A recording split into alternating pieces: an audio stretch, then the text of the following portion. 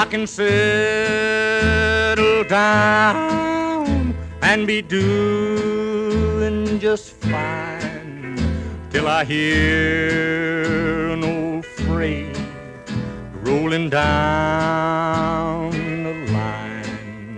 Then I heard. Yes, at your lovely home with this incredible view across lawn, and we've just been sitting out enjoying a little bit of that out in the balcony, haven't we? With having a coffee and a cup of tea and enjoying the bird life and chatting about the trees and so on. So thanks very much for having us. Oh yeah, my great pleasure. Yeah. So we wanted to explore. We'll kick off a little bit about you and what you do. You're a history professor. Is that emeritus? How do you say that? Emeritus. It's tricky. I knew I'd get that wrong. I was looking it up because I was trying to work out what it was, so I didn't look like an idiot. I don't know. It just means old, retired, all that sort of stuff. Oh, is it? Oh, yes. It's a nice. It's a nice term. It seems to me it means. It's an honour for someone who has such a distinguished career as yourself, and you retain your title even after you retire. Yes, that's what it's about. Yeah. Well, the whole of my career has been a bit of a surprise to me. I'm a Sydney boy, and I grew up in a fairly working class suburb in Sydney, working up a working class suburb. My parents moved there. After the war, it was the only housing they could get. There was a housing shortage. Nothing had been built in the Depression and in the war period, so they had to take what they got. And but it was a one-income family, as all were in those days. And my mum made do. We had a really good high school around the corner, Canterbury Boys High. It was selective in its earlier times, and so I went there. What suburb are we talking? This is Canterbury and Sydney. It's now gentrified, like Newtown, Erskineville, St Peters, all those, Marrickville. And so it was about 7 or 8k from the city. Great train service to the city. My dad worked in an insurance company as an accountant.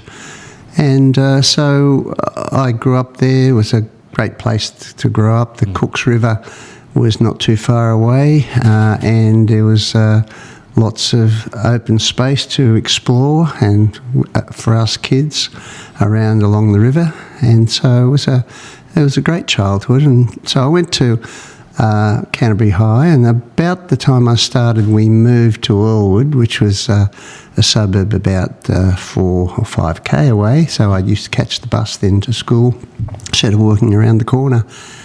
The school was a really good school. It taught Latin, and all the kids in the A and B class, because everything was streamed in those days, they did Maths 1 and 2 and 2 Sciences. And that was my destiny. But I always loved history, so in my final 2 years, and we only did 5 years at high school. I was the last of the 5 years before the Wyndham Report brought in a 6-year schooling at high school. And so I was able to drop one of the sciences, and I did history. So that's really was my great love at school, and I managed the others, Maths 1 and 2 and chemistry, but I really, really loved history, and you were able to do an honours stream at school, so I did that. And I had some interesting history teachers in terms of pedagogy today. They wouldn't have been seen as great teachers, but they sort of lit a fire in some of us kids, and certainly in me, I remember some of the lessons. It was often just reading from a book, but then we'd talk about it. Not quite the way teachings happens today, so where it's more inquiry-based learning and things. So that was great. So I went off to university wanting to become a school teacher, high school teacher. And university was, I went to UNSW in Sydney, Kensington campus. And I just loved university because here I was able to do full humanities instead of just one subject. So I did English, history, sociology in first year, and also a subject called HBS, New South Wales Uni. they made people who are in the sciences do a humanities subject, so they did something like international relations or current affairs, and the humanities people had to choose a science. So they offered this subject called History and Philosophy of Science, which was really a history of, in the first year, history of astronomy. Oh, yeah. And so I was, in a sense, doing two histories. So I love that. And then... Fantastic subject. And Philosophy then, of science. It's a it wonderful was. subject. Yeah. But it was in the crisis year of university education. We had about 800 in the lecture theatre and no tutorials. All right. They just didn't have enough people to run tutorials in first year. Wow. But talk about, the way our lives are shaped. We live in a bit of a fog of the present. We don't know what's going to happen to us. We don't know what's going to happen to the world around us. And I remember walking up the stairs at the end of first year, and I met a young woman I knew, and she said, "Oh, how'd you go?" And I said, "Oh," because we were doing history together. "Oh, I did okay in history. Got, I don't know what it was, a distinction or something." And she said, "Oh, you're going to do history honours?" And I said, "What's history honours?" She said, "Oh, you get to do an extra seminar in history." And I thought, that sounds pretty good. So I went upstairs and I enrolled, not knowing much about it, because no one talked about it at first year. They didn't say. Although I do remember Frank Crowley, who was a bit of an unreconstructed guy who ran the first year history thing. He said, "Oh, there's 800 of you here. At the end of the year, there'll only be 600 left because the others of you are going to fail. And there'll be, some of you will go on to third year history, and some of you will do honours, and maybe one of you will be standing up in front of a group like I am." Right, one of 800. One of 800. Yes. And I remember hearing that, and that was sort of a bit shocking at first, that 200 is not going to get through for a start. And this is in the first lecture. So anyway, I ended up going into the honours stream and really did well, and did some fabulous courses. Did one on the White Australia policy, and the big question was it economic or was it racial? Okay. And of course, it's a bit of both. And I did the thing on the American Revolution and the Chinese Revolution, which was just eye-opening for me. A boy from, western suburbs of Sydney. Inner suburbs of Sydney, who grew up in a very white Australia. Very few migrant kids in the school. There was some, but no awareness of Asia. And then suddenly here we are learning about the Chinese Revolution, which stretched from 1911 through to the rise of Mao Zedong in 48. So it was fantastic. And then I did an honours year, and I did a thesis on Papua New Guinea, and that was really fascinating to me too. So, it just opens your mind to the world doing this sort of study. I guess it changes you. And of course, these were the years where there were debates about the Vietnam War on campus and other things. So when I finished, I was on a teacher scholarship by that stage. And so the department had allowed me to do an honours year. But when I was offered a PhD scholarship, they said, "You're not going to teach anymore." And so start paying your bond back. Right. And but when Gough Whitlam came in 1972, he got rid of university fees and stopped bond repayments. So bond repayments are kind of like HECS today. You were given give a loan from the government. Yes, you didn't pay fees, and also you're given, I forget what it was, maybe $50 a week or something. Yes, a meagre allowance. But it was for a commitment to come out and teach. Okay. So it was trying to lock you into teaching, and look, I was very keen to be a teacher at that stage. But then when I started a PhD, I thought maybe other things were possible. That I might. And I was learning more about careers in universities, and so that's how I started on a thesis. And Can we just step back a bit? Yeah, as sure. far as you said earlier on that something just grabbed you about history. I want to explore that a little bit as not only a past student of history, but somebody who became a teacher of history and spent your whole life immersed in history, I suppose. How does it engage you? Because I mean, obviously there's a lot of fascinating stories in history. It's really interesting to learn about how things came about, why things came about, why things are the way they are today. But it can also be very boring too, right? If you can be very fact-driven and, I mean, my recollection, I did a Bachelor of Arts in Humanities as well. I think I steered clear of history because I found it just, you could get too bogged down in facts, whereas I was more interested in stories or ideas. So you took more a philosophical or philosophy line, didn't you? I did, yeah. Yes. So I majored in philosophy and, probably more interested in literature and those sorts of things. But how does somebody engage a student or a potential student in history and make it get them into it and get them, so that they're sucked into it and they're not just bogged down in fact? Look, I think it's not easy because a lot of history teaching is not done by people who have been trained in history. So they do lapse into a factual... Yeah, so like high school, you mean, teachers where they've got to... That's right. They've got to teach a whole bunch of different stuff.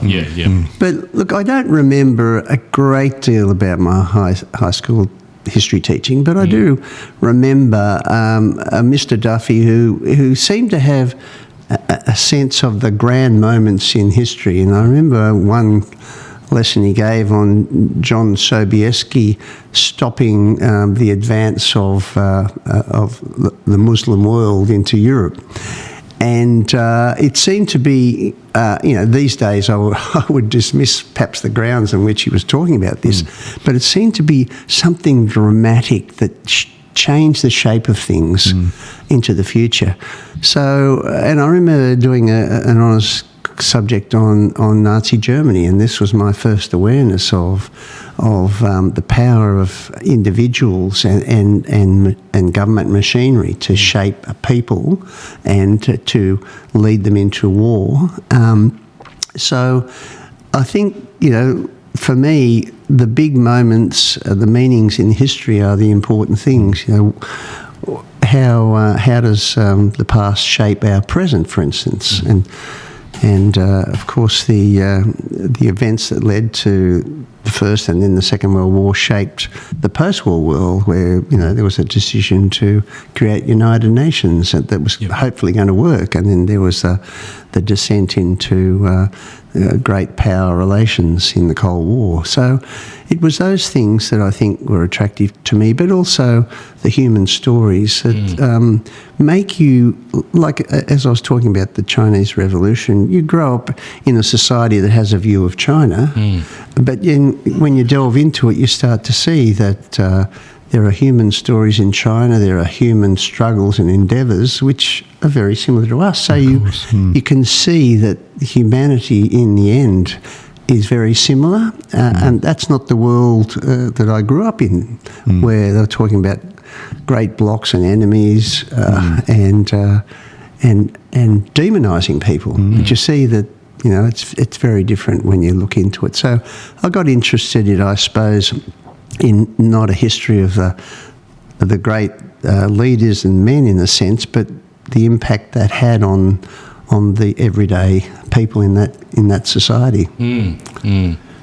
It is easy, isn't it, to without a knowledge of history to make assumptions or to believe. I think there is a tendency these days to see something on social media, see it on the news, and then go and form an opinion on it without actually understanding the facts and the different aspects and the nuances and the complexities of the world we live in.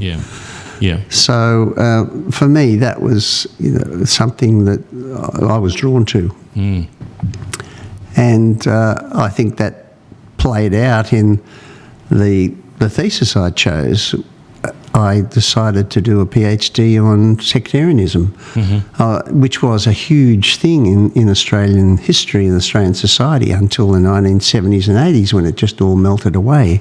Young people today don't get what it was all about. But we're talking Christianity, Catholic, Protestant, within Christian, yes. So it shaped which school you went to, what were your social group, the person you married, and your life thereafter. So, and the communities you formed in a country town or a city. So, sectarianism was extremely powerful. It drove people to hatred and to tribalism, and I wanted to understand how that played out in Australia. So that's the thesis I started on. It became something a bit wider, looking at the churches in society, and it was something that I never went on with thereafter. And I think it was my own questioning about what the place of religion in my life and in society was, and why people were so driven by this invective against others. Yeah. It's interesting, Richard. I have a very strong recollection. That resonates for me. Growing up in the 60s and 70s in a small country town in Western Victoria, one Catholic church, one Anglican church, and then but one football team, one cricket club. So we were all together in our sporting endeavours and farming endeavours around the community and business. But on the Sunday, the churches were quite different and very strongly divided in terms of relationships and marriage. Men and women. And back then in the 60s, it was very, very rare for any marriage across those lines. Now, as you say, now this has all changed, thankfully. Yes. But it was very, very strong in small regional communities in Victoria. You didn't really socialise across lines, did you? Because, like you said, the churches, the schools, the sporting clubs, they were all separated. Yes. And does that? I mean, I'm conscious of not oversimplifying when we're talking to a historian, but can that be traced back to, say, the settlement of Irish convicts and then the English, say, police and so on that came in together? The Catholic Irish and the Protestant English? Sure. Yeah. And look, sectarianism was occurring within British cities as Irish workers came over to live and work in Britain in the early 19th century. So it was there already.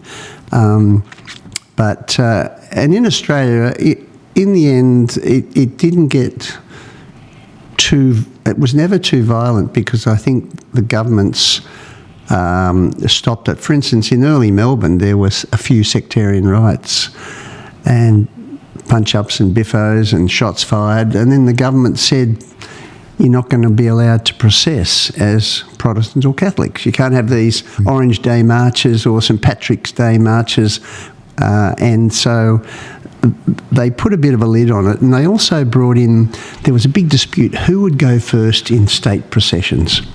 And so in the end, the government said, well, and this is most governments, colonial governments accepted this, it's by numerical size. So the Anglicans always went first. Right. The Catholics were second, and then the others, the Methodists, Presbyterians, etc. And everyone sort of accepted that, because it was seen to be a neutral formula, although it did favour the Protestants. But that's because the Anglicans were the largest at that time. But yes, it came from our immigration patterns, the attitudes that were brought towards the attitudes about the Irish being, lower class, bit savage, all that sort of thing. And they, of course, were the servant. The women, Irish women, were the servant class. Yes. So they were looked down as the poor Mary Ann sort of thing. Yes. And it sort of, that tribalism came from that. But the church was much more powerful, of course, then too, wasn't it? Exactly. Much stronger presence in the lives. Absolutely. Shaped elections. I mean, the Catholic Church aligned with the Labor Party. Yes. And the others on the other side. So which then became reflected in the civil service, didn't it? Exactly. As well, so there were periods I've read in history where, if you had to be of a certain religion to, there were no Catholics in the public service or something. that's an exaggeration, but there was elements of that. And it was exaggeration because, sometimes the government would issue statistics because it was supposed to be a meritocracy. Yes. And it was after the Public Service Act of, I think, 1883. But it wasn't who you knew, but what you could do. Yes. But there was still, suspicions, conspiratorial ideas. Oh, you had to be an Irishman to get in the police force and things. And it wasn't entirely true, but there may have been where people were getting thought about for promotion, for instance. You promote your friends or the people in your social circle, Yeah. So, look, I think it was an important question at the time, but it's now, thankfully, an irrelevant question. But there are other, of course, sectarianisms now on religious lines and others. Yeah. I have to. I've got to tell you this story, Richard, quickly because I think you'll enjoy this.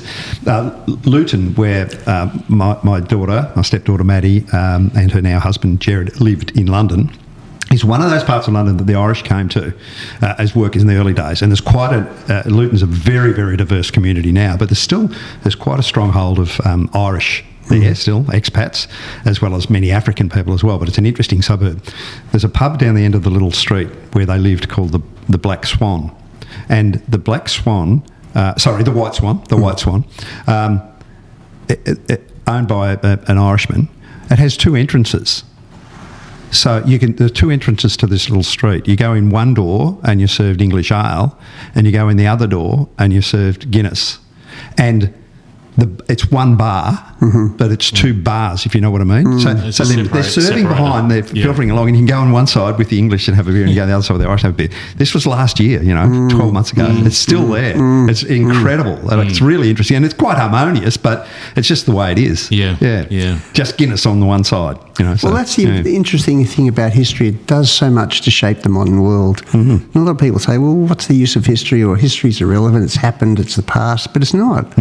Because we all live with a sense of the past that shapes our present and our future. Isn't it? There is a legacy, a strong historic legacy, yes. Whether it be in the built environment or in the way we do things.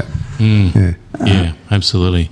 And I think by understanding the past is not only a good way to understand the present, but also to help shape the future, right? Because you can, I guess, if you can understand behaviours that have led to this point, then you can sort of help shift or shape the behaviours going forward. Yes, it doesn't exactly repeat itself because as the ancient philosopher Heraclitus said, you don't step in the same river twice. But it shows you the possibilities, what could happen, what could go wrong.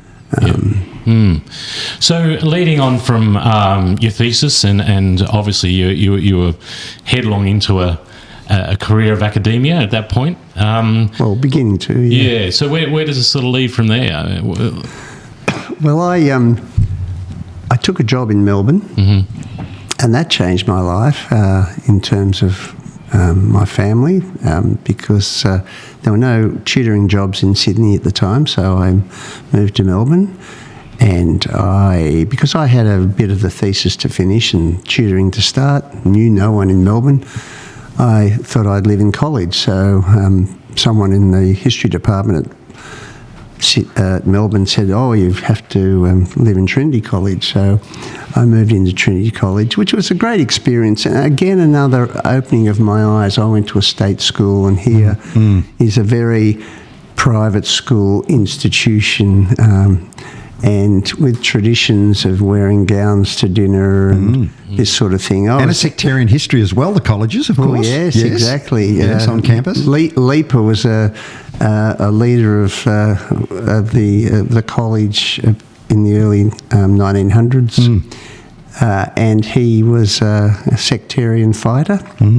So I found it quite fascinating, and of course it was a very easy life because I just had to roll out of bed, have breakfast, and then walk across campus to work. So it allowed me to finish the thesis and to start this new thing of teaching, which I loved. Really, really loved it. And then after 3 years there, I got the chance to apply for a lectureship at La Trobe, which I was fortunate in gaining. And then I taught at La Trobe pretty much continuously for 30 years, but I did have 5 years as a commission historian, where you go out and you do a commission, and that's your way you earn your living while you write that history. Yep. So I did 2 histories doing that, and then went back to La Trobe.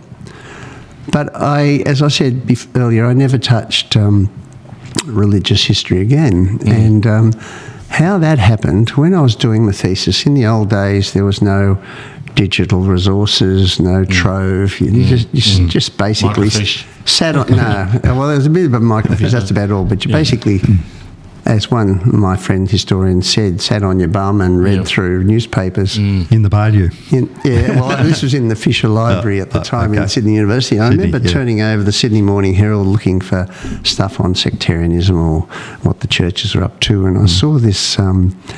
headline up. I remember it was on the right hand top of the page, and this is a big broad sheet, you had to lean right over, and the headline was Carnival of Savagery, and I thought, what's that?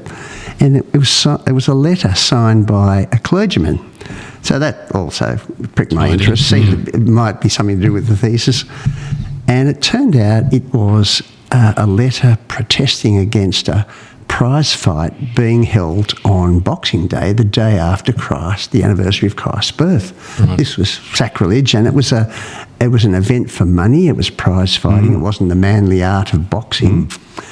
And he said this shouldn't go ahead. I thought, that's interesting, so I made a little note of it, and I kept turning the pages, and there was more about this event. And so I became more and more drawn into this, but thinking, I've got to keep my eye out on stuff from a thesis. So I opened a little notebook and started to record dates of the articles and things. And it turned out that it was one of the most sensational boxing matches of its era, because it was the first black-white boxing match for the world title. Wow, okay. Now, the Americans up till that date had refused to let African Americans box for the championship. Wow. So there was a coloured boxing, so-called coloured boxing champion, and there was the world boxing champion. Yes. But there was an Australian entrepreneur named Hugh McIntosh who made his fortune selling food at sporting events. And he wanted to get an event going, so he offered the world champion, who was a Canadian, Tommy Burns, he offered him £6,000 to fight Johnson. Now, that's probably doctors in those days might earn £500 a year, so it's about 12 annual salaries of a doctor. So a huge amount, a lot of money. In today's terms, maybe $1.5 million or something, unheard of. And so Johnson, of course, accepted. The white world was very angry that this was Tommy Burns was going to break the code of the colour bar, as it was called.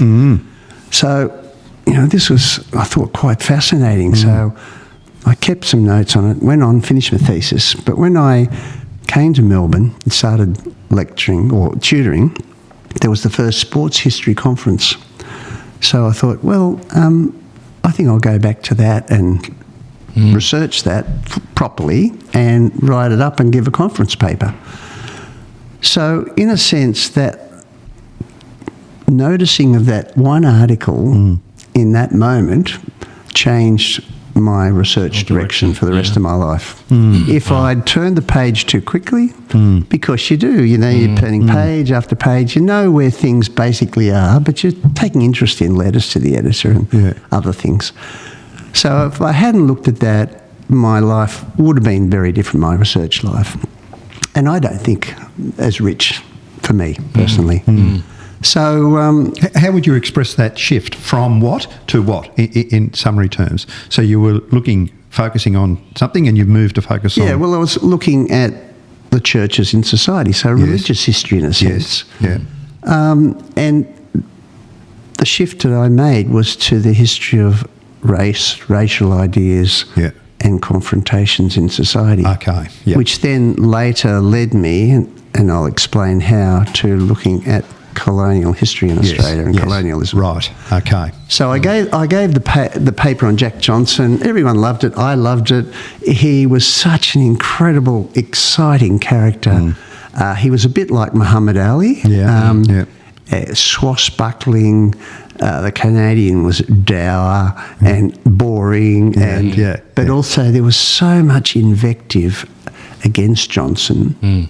He'd actually had to flee America because his wife was white, and he was prosecuted under the Mann Act, which is that you can't bring prostitutes across state lines.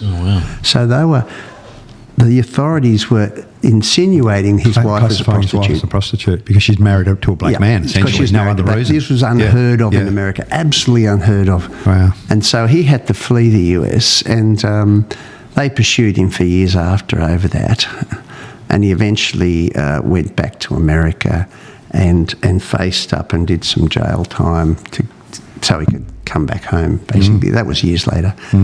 So anyway, the boxing match was an absolute sensation. It was the first sports film ever made.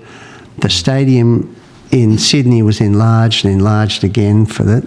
And on the day, 20,000 people packed in. There was another 20,000 people outside trying to get in.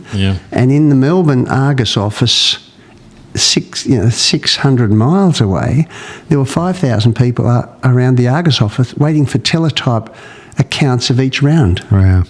So it was a sensation because it was seen, and by the newspapers explicitly, as a race war. Yes. And so this was going to determine who was the dominant, the black or the white. And as the fight unfolded, I could tell you a very funny little incident. When the two boxers came in, Tommy Burns came in wearing a suit and took it off and folded up neatly and put it in a little satchel, a little briefcase. Johnson came in wearing a gown, which of course all boxers do these days, waving and whatever. And of course he'd been called the nastiest thing, the N-word, the C-word by the press. By the press in Australia or just in America? No, in the Australia they call him, and they'd made aspersions about his wife, and that he trained on champagne, whereas Tommy Burns was the scientific trainer, the thinking white man. So it was full of racial invective, which was very explicit. It wouldn't happen, of course, these days. It couldn't, but it was. And so Johnson had to take all this, and when he came into the ring, he came in, took off his flashy dressing gown, got to his corner, took a big swig of water, got a mouthful of water, and he spat it over the row one where all the press was sitting. Spat the water over. And so then the fight went to about 8 or 10 rounds, but Johnson was clearly the winner after a couple of rounds. So he just kept the fight going, and they were mouth fighting. They were saying things to each other. And then eventually he was declared the winner, and the stadium was apparently cleared in 12 minutes. There was just stunned silence when he won, because everyone expected the white guy to win. The white guy would win. So it was a technical knockout. Was that how it was decided? The police stopped it. The police stepped in and stopped it. Because he was clearly beating him He was severely. clearly beaten and defeated. So it was an absolute sensation. So... and then thereafter, there was a lot of discussion in the press, really nasty stuff. And so I gave a paper on this, and it was just engrossing. And when I would talk about it at lectures, people would be just couldn't believe it. And so when I got to La Trobe, I was given the task of taking over who became a colleague later on. He was going on 3 years' leave, and he'd started the first Aboriginal history course in Australia in about 1972. And it had come from student demand. There was a radical group of students at La Trobe, and they wanted to know about Aboriginal history. And so there was a readings course that you could do if you could get a lecturer willing enough to read along with you and set exams or essay questions to do your topic. So there was a few students did that each year until about 3 years later he said, I'll run a course. So he was going away. I ran that course. I was absolutely transfixed by the story of colonialism in Australia and how things had played out, and the nuances, the complexities. And I used to get a lot of holy roller students early on, and I'd say, look, it's more complex than you think. It's much, there were good and bad on both sides, and this is what happened on the frontier. And yes, there was violence, but also some pastoralists employed Aboriginal people, and they had very good relations, and so that was the challenge, to bring nuance into the story for some students. Other students came in, probably the timetable suited them, and they think, oh, okay, I'll do this. And I think they were also drawn in. So I love teaching that, and that's... and then I started to do some research. I thought, well, Aboriginal blokes are boxed. I think I might do some research on that. So that was wonderful, because I started on the East Coast just visiting gymnasiums and Aboriginal health services, and I had names. I was put on to a bloke called Merv Williams. Oh, yes. Who a lot of older Australians... The boxing commentator. Boxing commentator, but he also ran the Royal Children's Hospital appeal every year. Oh, yes. Until he got too old and passed away. Yeah. But so I went to Merv's house and said, look, I'm interested in boxing. Have you got any material? And he had all these scrapbooks, because he was the Sporting Globe journalist for about 30 years after he finished his boxing career himself. He wasn't a wonderful boxer, but he was okay. Yep. And so I just sat at his table and went through his scrapbooks, made notes, and then we'd talk over lunch. He'd come in, make a cup of tea, and he'd come back at lunch, and we'd just talk about things. And so that's how I got into it, and then I got a list of names, and then I'd go around, where so-and-so is, or I'd talk to trainers, people who ran gyms or in the health service. So I ended up interviewing about 30 Aboriginal boxers, about interested in the questions of what they got out of it, what they made out of it, what their experience was, whether they were controlled by white managers or not. And so I did that and ended up writing an article about it. And it was quite amazing, something like 5% of the population or less, 3% of the population produced 30% of Australian champions over a 50-year period. In boxing? In boxing. Yeah. So it was a really important story to tell, and it got me into researching Aboriginal history. And then about that time, Heather Ruddy, who was an academic in Sydney and had been my supervisor, so she knew me, she asked would I write a history of Aboriginal European relations from go to woe. And that's what I was trying to teach, getting into teaching, learning. So I said with some trepidation, yes, I will. And so it's a big story to tell. It was a big story, and I only had 70,000 words. Yeah, wow. But it was a book aimed at the general reader. Yeah. And students. Not an academic text. Not so much. No. It was to be readable and whatever. So I started researching that as I was teaching, and I'd work on a chapter over 2 or 3 months, and then when I had a block of time, I'd write that chapter and whatever. So that turned out to be a book that's now in its 5th edition. Is that the book Aboriginal Australians? That's correct. Yeah. It's twice as long or more than it was, because I've added a chapter 4 times to it, and then in 2010 I completely rewrote it. Oh, wow. Because I thought, well, this is getting a bit long in the tooth, the first parts of the book. I know a lot more than I did then from my teaching. And was the language dated that you used, do you think? Did you have to address the language or not? Not a lot. No, I had shown it to I showed it to Colin Burke, who was running the Aboriginal Education Unit at Monash University. Yeah.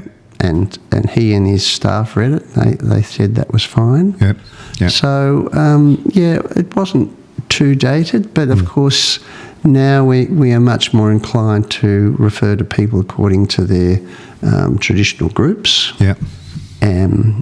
But still, when you talk about Aboriginal people across Australia, there's no one word of theirs to use that. So we use First Nations or others, but because obviously they can't agree on a word because someone. Why should they? Why should they? For One Nation of Australia, that's right. Yes. And that sort of nationwide view was a white construct because the colonisers eventually federated and they wanted to be able to talk about the whole group. And that changed. It used to be natives, and then it was Aborigines, and it was Aboriginal people, and it was First Nations. So there's inevitably this change in perspective. And so the field of Aboriginal history, of course, has changed remarkably. When I first started to teach, very few historians were writing. Henry Reynolds published his book the same year as I did. Oh, okay. Well, mine came out in December, so they gave it the next year's name, but it was actually, they were being written together. Also a New South Welshman, Reynolds? Was he from? No, he was a Tasmanian that went to Cooktown and taught in Cooktown, and that's where he met Eddie Marbo and such people, and got interested. Tasmanian, I didn't know that. He was doing convict history when he started. So, there wasn't much to go with, but some anthropologists were doing work because they'd worked with Aboriginal people, and some of them were writing historical accounts. And there was a guy called Charles Rowley who came out of the Pacific School of Administration in Sydney, which was interested in Pacific affairs, because Australia's always had a connection and interest in the Pacific. Which is ramping up more today. And so he was asked by the Australian Research Council, I think, to do a 3-volume history of Aboriginal history. And it was a fabulous work. I mean, it was very detailed and complex and things, but I got a lot of inspiration and help from that. Was he an anthropologist, Rowley, or...? It's got an anthropological structure to it, doesn't it? It's very dense reading. I think I can recall this book. Yeah, it is very dense reading. It's not a book for the general reader. No. But it was very important to my early teaching. Yes. But there were very few others. What was the title of that book? Did you say there are 3 volumes? Yeah, there were. I didn't. I one was called one. The Remote Australians, another one was called Outcasts in White Australia. That's the one I recall. And Outcasts in White Australia, as I recall. Called The Destruction of Aboriginal Society. But they had a series title, I can't quite remember. So there was very little work, but when I started to work, a lot of PhDs were being done in the 80s and the late 70s by people starting to get interested in Aboriginal history. But it has shifted. The very first writings were about the destruction of the frontier. But then, the more complex views came of what happened thereafter. And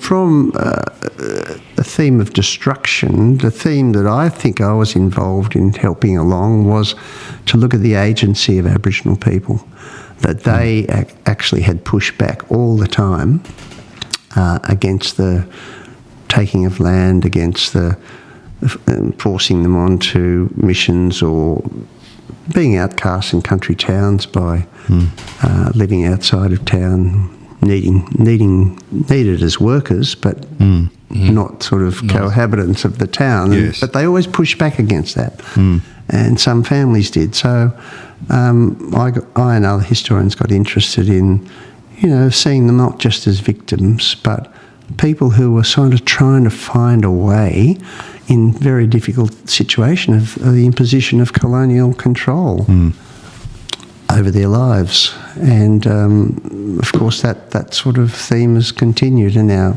Aboriginal people are writing their own history very much so. And what a powerful, strong culture it obviously is and must have been to survive what it's been put under, and to be as strong and healthy today as it is. Really, Yes. the belief systems, the depth, and the strength of the culture's incredible. And it is one of the longest living sort of cultures in the world, isn't it? Living cultures, Exactly. I understand, because it's for a range of reasons. The isolated part of the world, and how late the white contact came to the world, probably.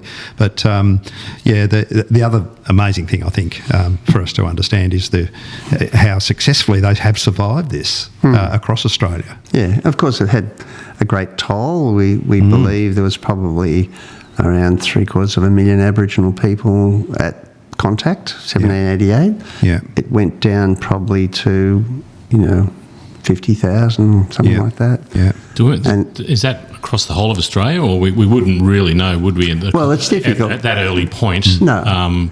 What do you mean in New South Wales? Do you mean in, No. Across Australia, there was probably about 750,000, and it's difficult to be exact, but there's been a lot of efforts to do that, and that's a fairly accepted figure. Yeah. But by the 1920s, that's when it reached its lowest, so it certainly would have been under 100,000. Wow. But that would have been from a whole lot of causes, violence, trauma, cultural trauma during to be removed from country, Disease, obviously. disease, and a drop in fertility rates under the trauma of cultural and economic disruption. So there was a massive toll, but now that there's been this turnaround where the population is probably close to what it used to be now across Australia. In terms of the original figure, at what, did you say 750,000? Yep. Yeah, which is still a very small component of the Australian population overall, of course. So it was 100% of the Australian, if you like, the Australian population pre-1788. It was, yes. And it's now, 1, 2 or 3% or something. Yeah. So it was a fascinating journey teaching that, and I enjoyed teaching it very much. But I taught other things. I taught Australian history, colonial history, migration history, and in my research, I mainly researched Indigenous history, but when I was doing commissioned history work, I wrote a history of Coburg, because my fixed-term job finished at La Trobe in 1981, and so I went out and did a history of Coburg first. Oh, no, that was second, sorry. I did one of a team of 3 to write a history of Victoria for the sesquicentenary of European settlement. So I wrote a volume on migration called Arriving. And that was just a wonderful history to write about the migration stories of this country. Coburg is a very rich area for migration. Then I went on and did the history of Coburg after that, which was fascinating because it's one of Melbourne's oldest suburbs, had a jail smack in the middle of it, so there were 2 big chapters on the jail. Notorious jail, probably. Would that be a reasonable term to use? Notorious jail. Notorious, Well, it shaped the name of the suburb because at first it was the village of Pentridge, and then the jail came there. And so the community and the jail got associated, and so in, I think it was 1869, the people petitioned the government saying, we want a name change, anything please.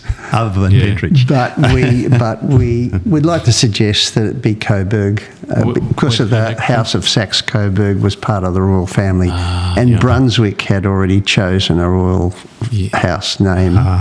So that's why, and the government agreed to change it and to make it Coburg. More sectarianism on the royal side. Is that sectarianism? Exactly. In a form, I guess it is. The German side of the royal family? Yes. So I've had a fantastic journey in history, and when I retired in 2012, I was snaffled to run the publications committee of the Royal Historical Society of Victoria, and found myself on the council at the same time. I didn't know that, but if you ran a committee, you were on council. And I really enjoyed working on council, and eventually became vice president, and then president for the last 6 years of my time, and I stepped down last May from that role. But so that was really an entry into community-based history. And we did 3 books. I was part of a team that did 3 books produced by the Society on Melbourne, Melbourne's history, the latest being the story of Melbourne's lanes. So it was a wonderful journey into history from a boy who left school thinking, what do I do? Yes, I think I'd like to be a teacher and a history teacher, but with no knowledge of where that would lead. And that's why we do live in a fog about our own personal lives. And we're just shaped by sometimes those very serendipitous meetings with events or people.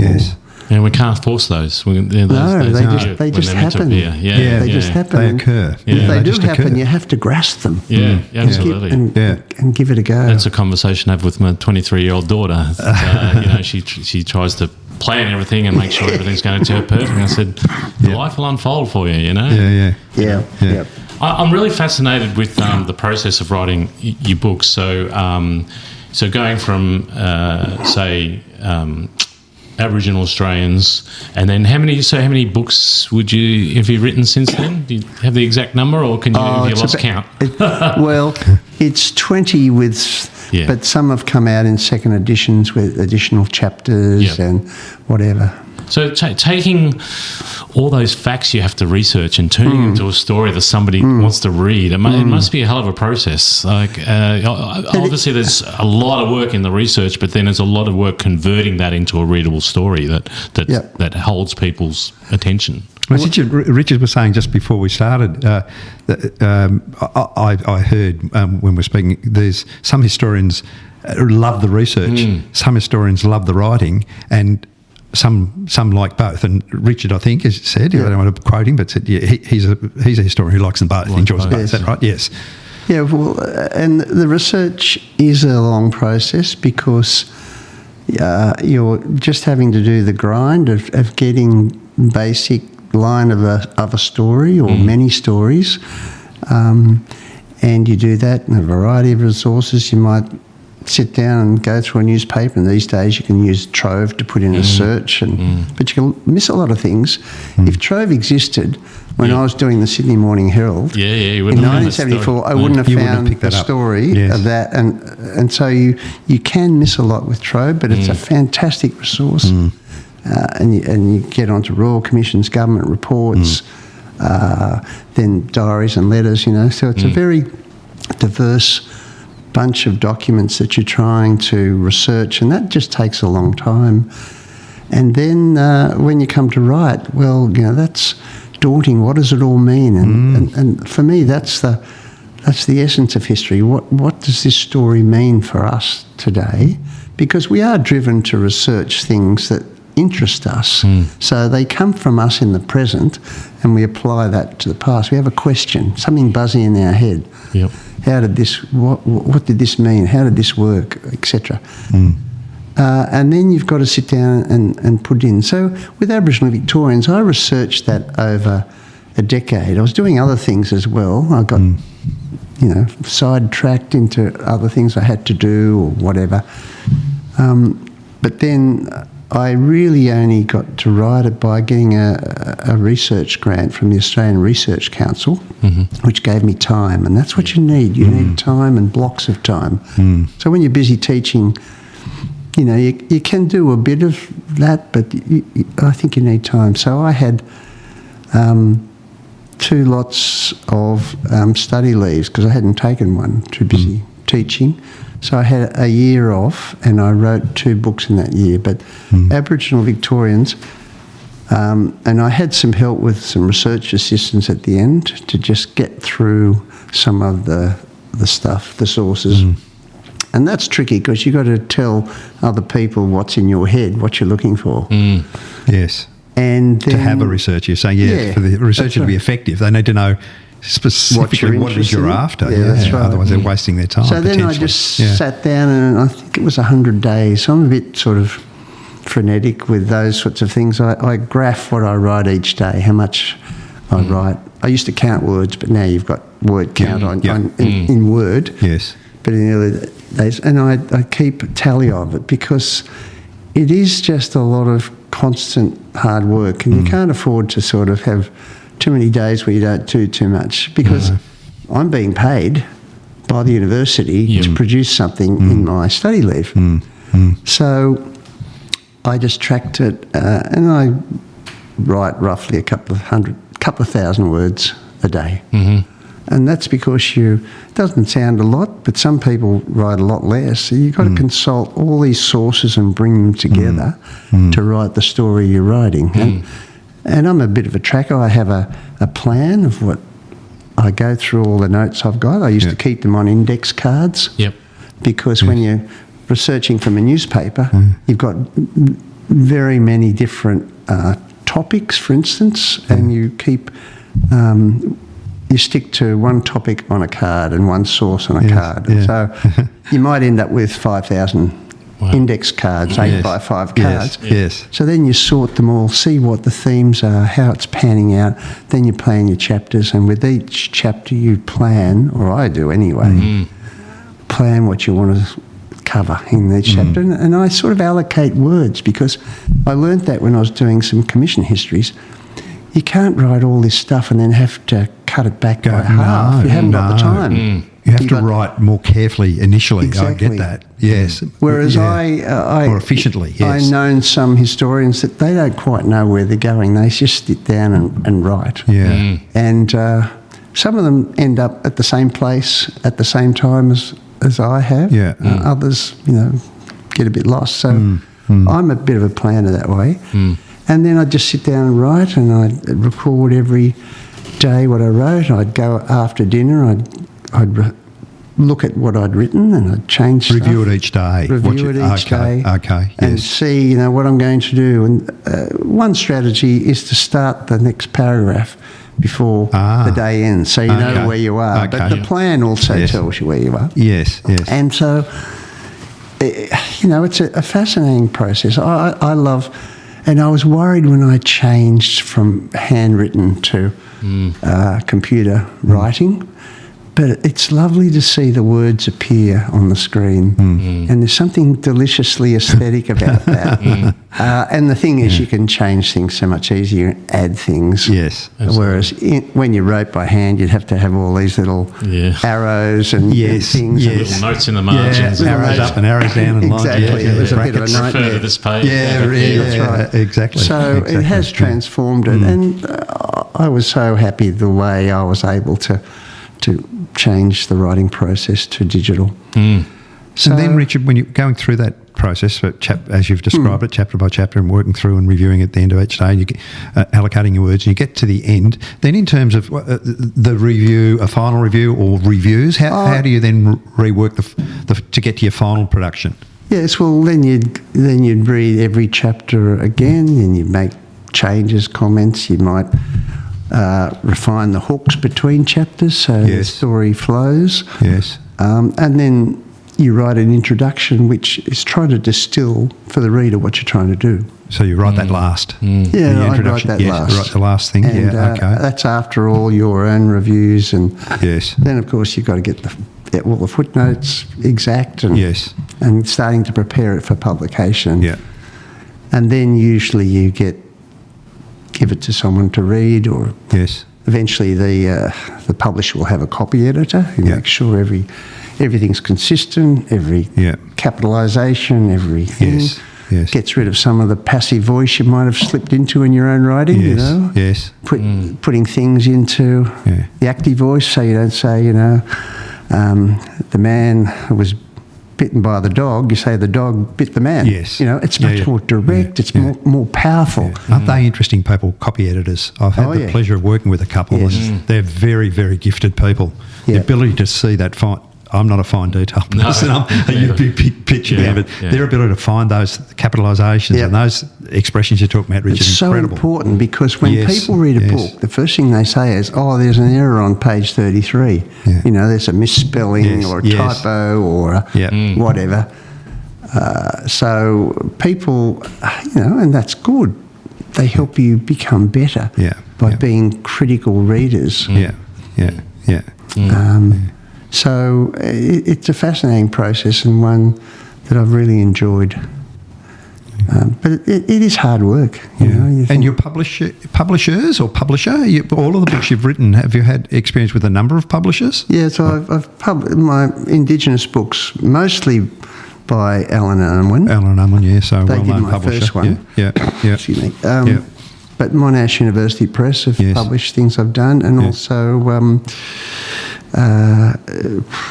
who else? Oh, Australian Studies Press in Canberra. Aboriginal Studies Press in Canberra. So, and they're all different the way they want you to work with you.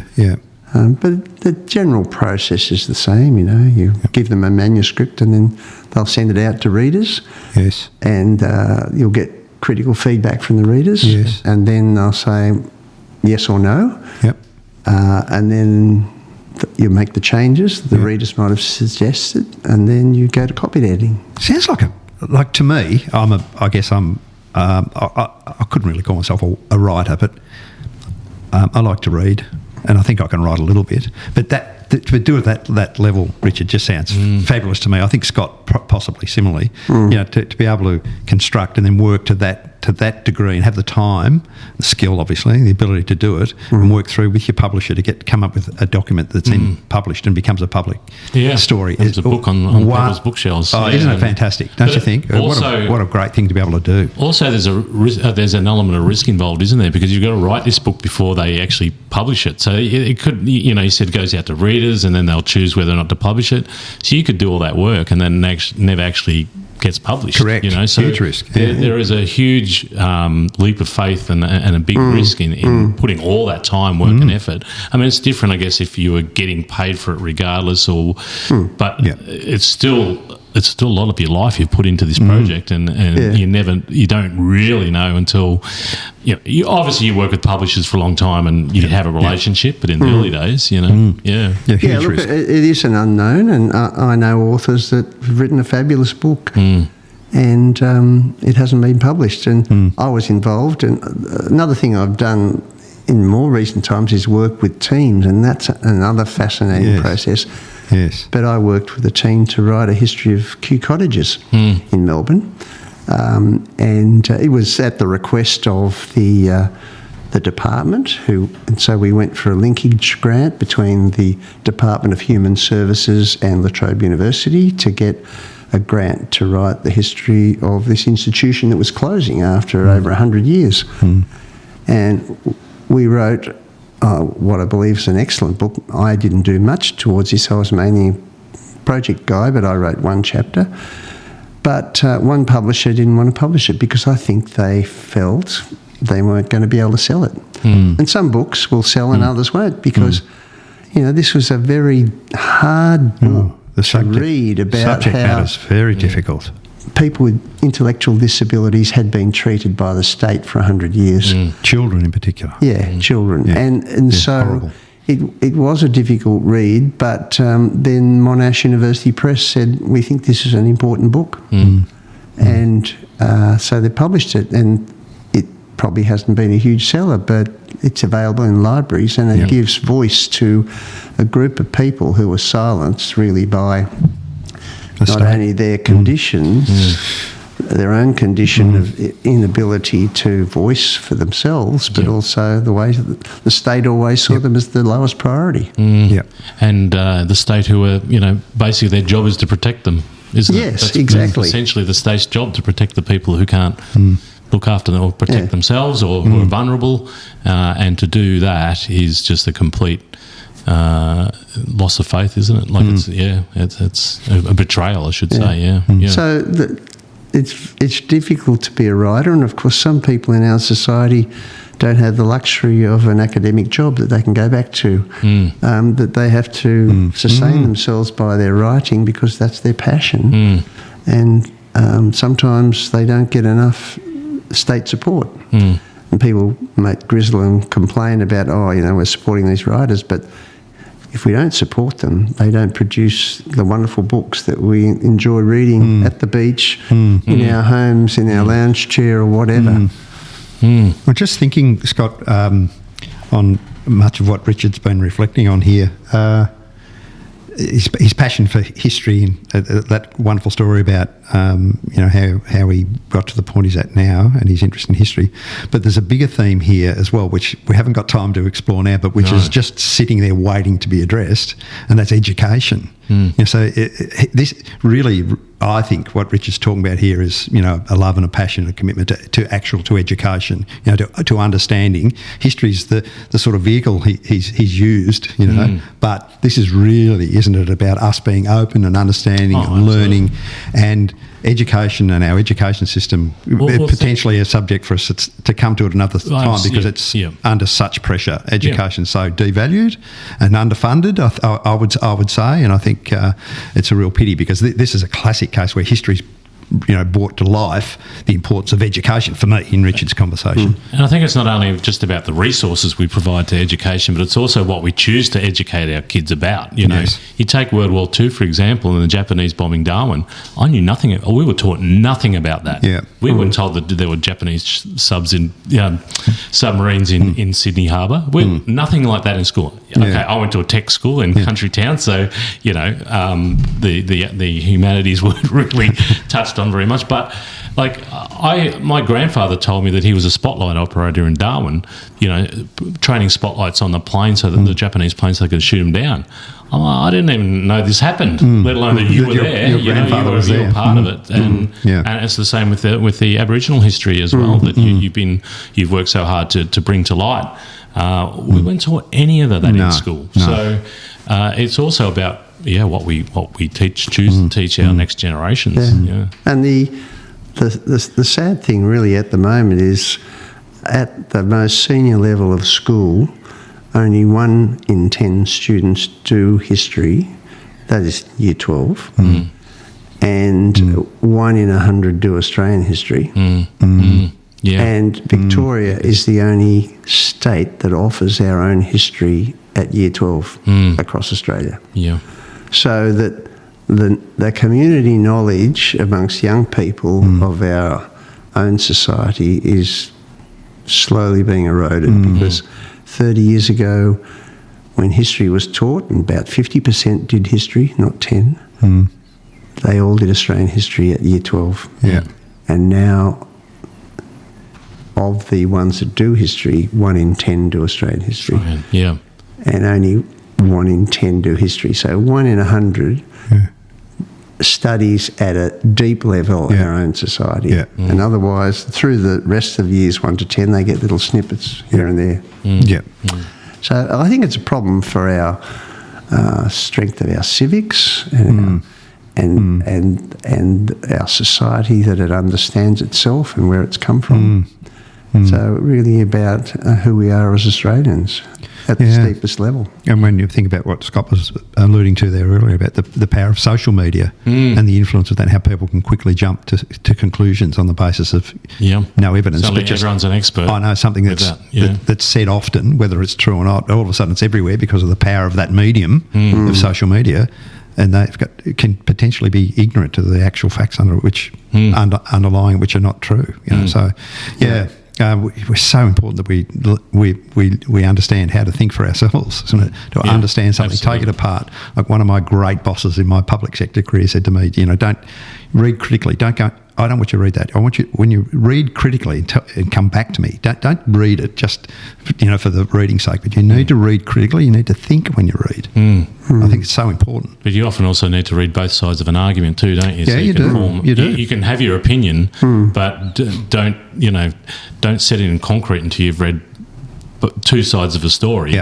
You can still have the same opinion when you come out of it, but at least you've considered more than just the one opinion that you've had from day one. And it takes work and effort and diligence. Some people are too lazy these days. Well, here I go. I'm getting all political, but we've become. Let me rephrase that. We've become lazy. The lazy readers and lazy thinkers. Well, I think we don't need to dig deep. We don't need to go through mountains of newspapers from the past. We can just. It's a problem. I think it's a social problem. And the role of historians is to try to be impartial. Now, you can never be entirely impartial. You're supposed to look at a wide range of evidence and then you're supposed to be able to give voice to both sides, you know. So in the writing I've done on Aboriginal history, I've tried to give voice not only to Aboriginal people and what they might have been doing, and trying to understand what they're thinking through their actions, but also the case of the settlers, you know. And the settlers came and the government said, well, you can buy this land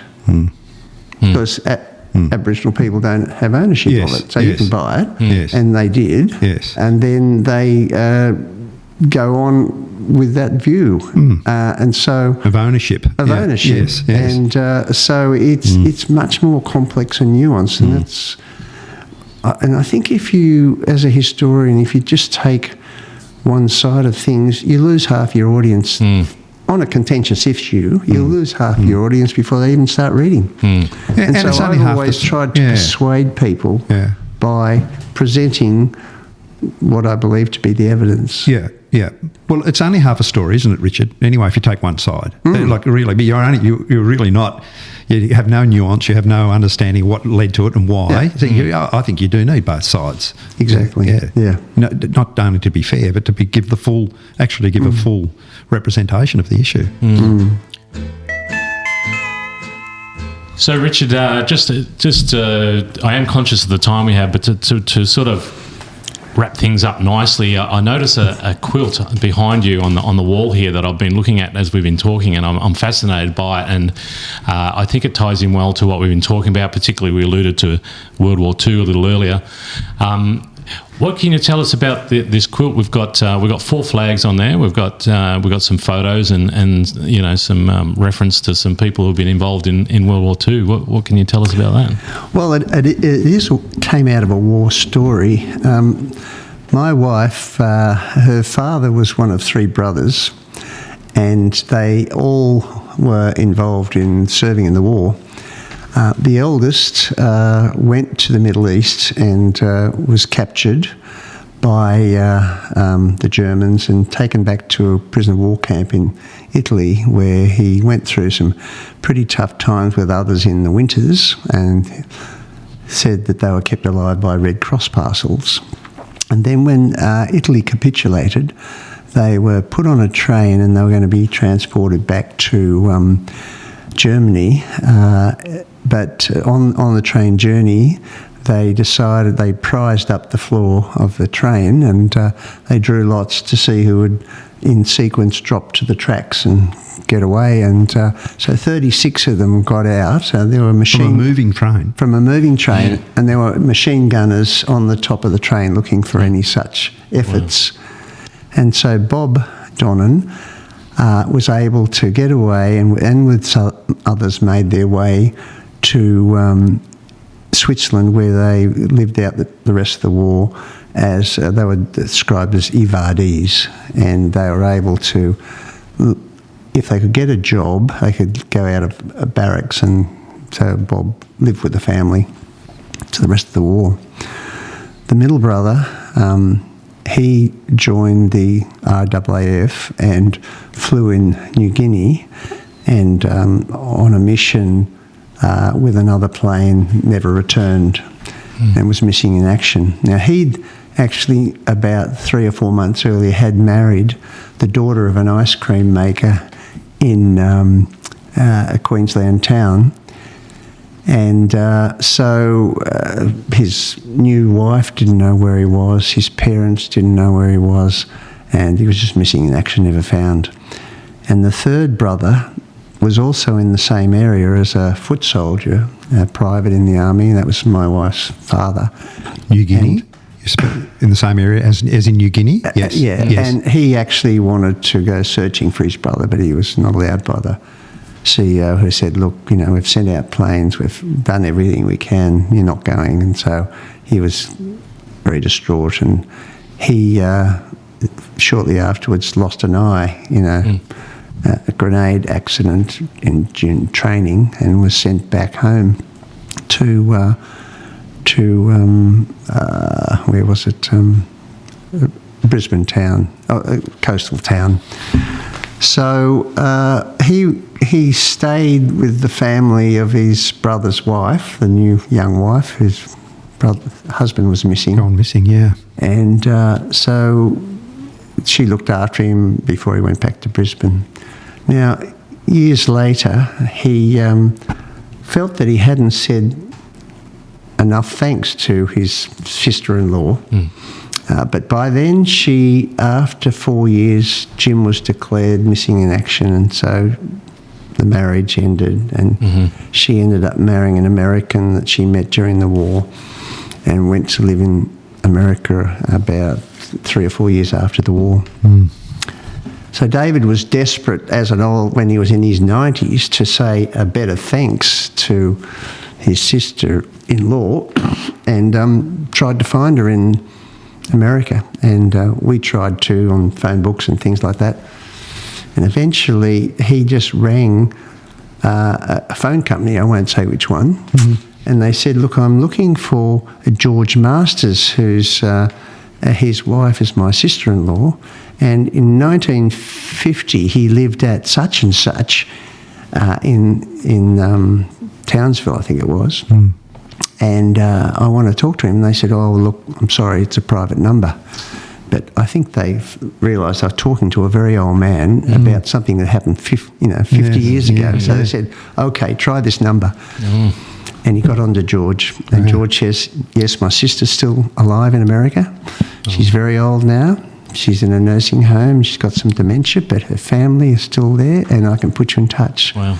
So David got in touch with the daughter, sent flowers over for Dorothy in the nursing home. This is all when he's 95 or 94. Wow. So this relationship developed across the Pacific between Dorothy and her new family and David. And so they sent letters, photographs, etc., and started to relive the story of that early marriage that was cut short by going missing in action.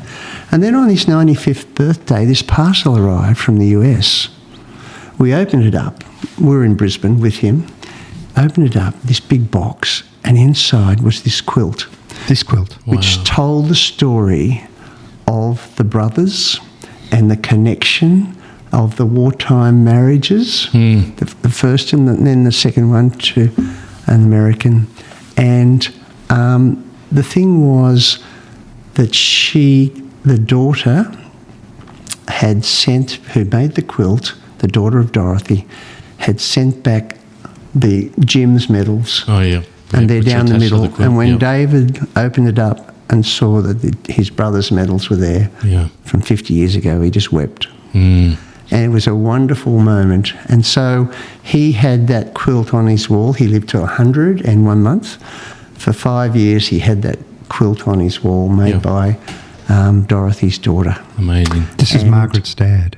Yeah, Margaret's father. And so we've kept it on our wall as a memory of not only him but his brothers.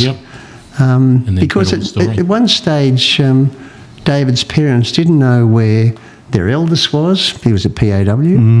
They didn't know where their second son was because he was missing in action, and David was back home with an eye injury and another millimetre and he would have been killed by the shrapnel. So it's an amazing story, I think, of a family in war and what people went through, and of course the sacrifices they made, but the absences and the trauma of not knowing. And so that's why we like, and it's also a very beautiful quilt for your audience. It's red backing. Yeah, we've got the 4 flags, like I said. We've got the Australian flag, the Scottish flag, the American flag, and the Swiss flag. Well, see, David, the Donnans came from Scotland.